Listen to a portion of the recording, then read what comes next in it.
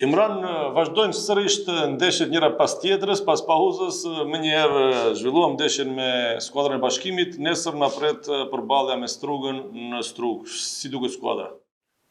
Skuadra duket shumë mirë, pas ndeshjes me Bashkimin që realisht ishte ndeshje e vështirë, themi. Nuk ishte ndeshje e lehtë, ku ne dim se gjitha ndeshjet janë të vështira, nuk ka asnjë ndeshje të lehtë. Dhe ne në të gjitha ndeshjet i japim maksimum. Dhe po ashtu edhe në ditën e nesërme ne jemi përgatitur maksimum që të shkojmë në Strugë dhe dalim me rezultat pozitiv. Skuadra e Strugës ka një start mirë, luan mirë, fiton, dhe ndërkohë të njëjtën e bën edhe Shkëndija që është pas kësaj, tash mos flas për lojtarët, për publiku edhe me euforinë e inkuadrimit në Conference League.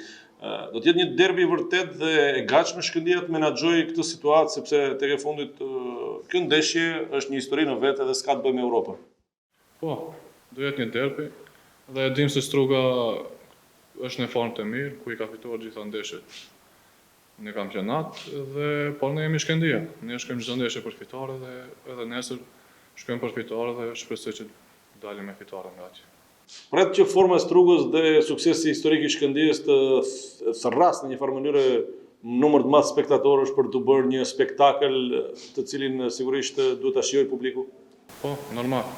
Këtë formë të mirë që Struga dhe historinë që ka Struga, po ashtu që ne që e bëm këtë histori, besoj që do ketë mjaftueshëm publik, do ketë që publiku jonë që na mbështesi, po ashtu edhe i Strugës që çdo herë na ka mbështetur edhe neve, dhe do jetë një derbi.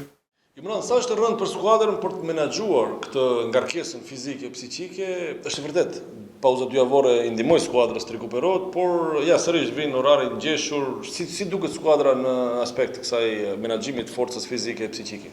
Po, është vërtet, kishim 2 javë pushim, kishim për të rekuperuar forcat, por siç e dim, ndeshjet e Evropës janë të vështira, si fizikisht, si psiqikisht.